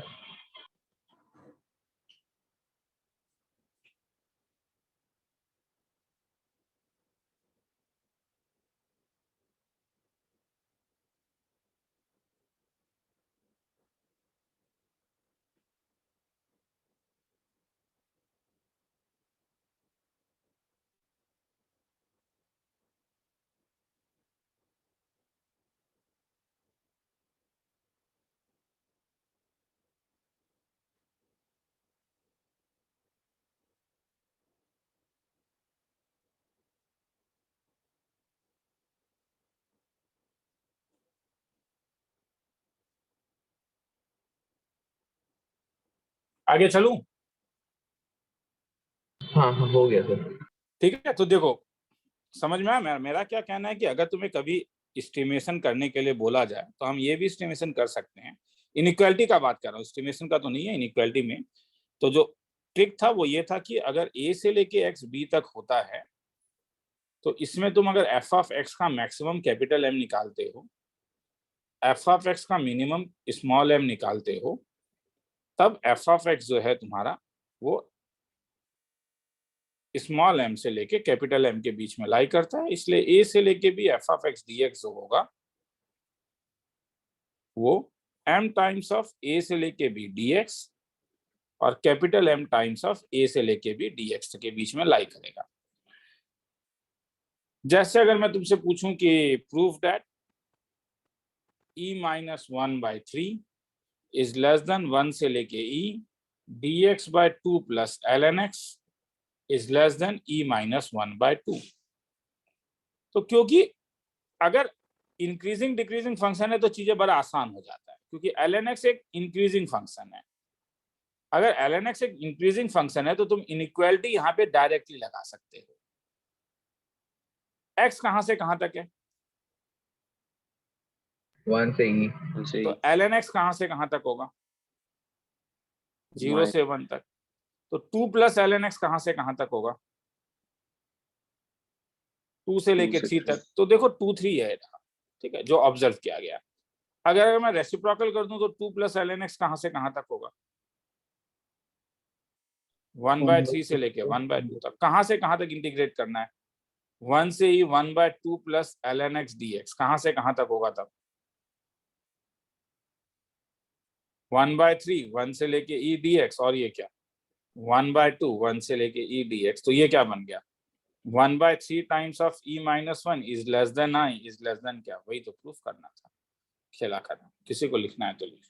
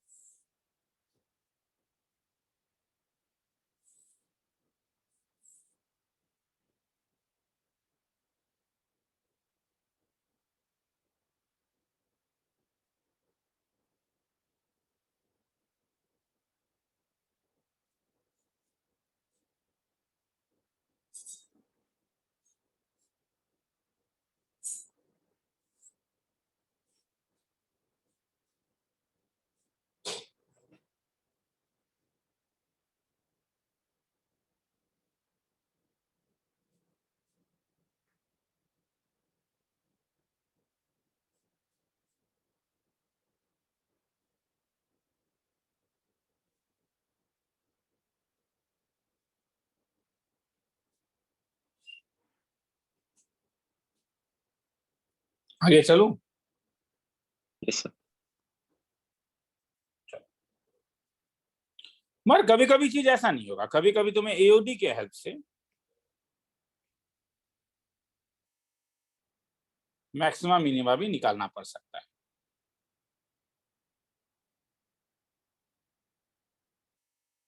ठीक है, वो कर ले वो। ठीक है, टीबीएस में दे दूंगा मैं कि जहां पे तुम डायरेक्टली नहीं बोल सकते हो, तुम्हें क्या करना होगा, डिफरेंशिएट करके दिखाना होगा कि हाँ यार देख लेता हूँ मेरे पास solution रखा हुआ है।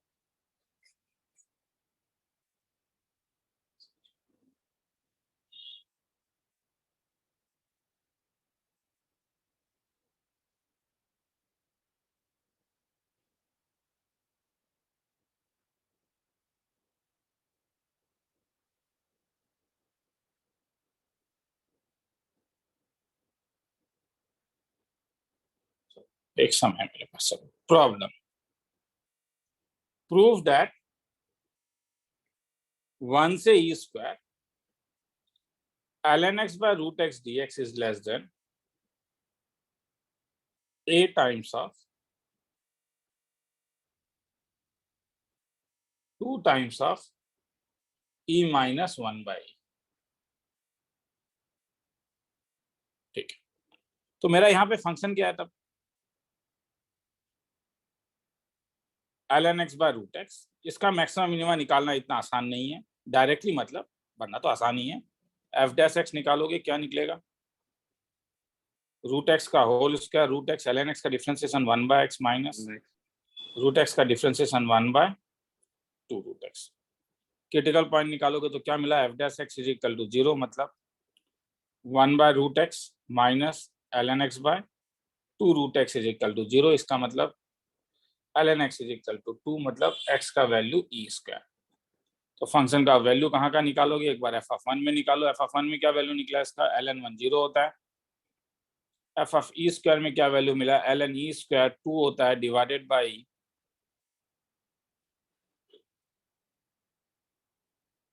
तरीका, तो e स्क्वायर में ही मैक्सिमम है, तब तो करने का जरूरत ही नहीं है। एंड एन पॉइंट भी यही आया तुम्हारे पास, तो हेंस क्या बोल सकते हो तब, ये इसका मैक्सिमम वैल्यू है। तो इसका मतलब क्या हुआ, ln x by root X हर समय किससे छोटा हुआ, F of E square 2/e से। तो इसका मतलब कहाँ से कहाँ तक था इंटीग्रेशन, 1 से e स्क्वायर तक। तो 1 से e square ln x by root x dx कहाँ से कहाँ तक छोटा हुआ, 2/e क्या मिला, 1 से लेके e स्क्वायर इंटू कितना dx। तो इसका वैल्यू क्या हो जाएगा, 2/e इंटू क्या, e square -1 2 times of e minus 1/, खेला खत्म। You got the answer. किसी को लिखना है तो लिखो। तो यहाँ पे देखो, यहाँ पे मुझे डिफरेंशिएशन यूज करना पड़ा, वरना मुझे पता नहीं चलता कि ई स्क्वायर में उसका मैक्सिमम होगा या मिनिमम होगा। तो कभी कभी एओडी भी तुम्हें यूज करना पड़ सकता है। चलो ये मैं आज का लास्ट समझा रहा हूँ, इसमें और एक जो बाकी है टॉपिक वो हम नेक्स्ट क्लास में करते हैं, ठीक है। इसे लिखना है। मैं आज डाउट्स नहीं लेता हूँ, हाँ डाउट्स मैं नेक्स्ट क्लास में लूँ। सर वो आपका एक वो स्कूल के एग्जाम का एक सम भेजा था सर, वो एक बार एक्सप्लेन कर देंगे क्या?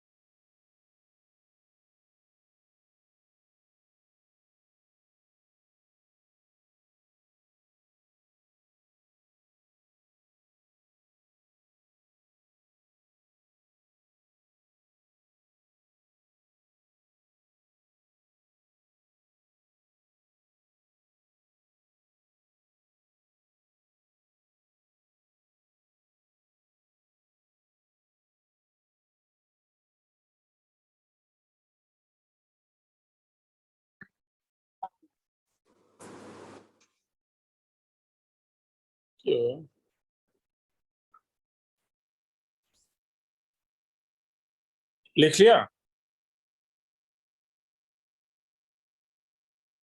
सुनने में आ रहा है? Yes sir. हाँ सर। चलो ठीक है, चलो आज निकलता हूँ, ठीक है। डाउट्स अभी नहीं ले रहा हूँ, हाँ डाउट्स देखता हूँ, कल रात को अगर ले पाऊंगा तो मैसेज करूंगा तुम लोगों को। Yes sir. Bye sir.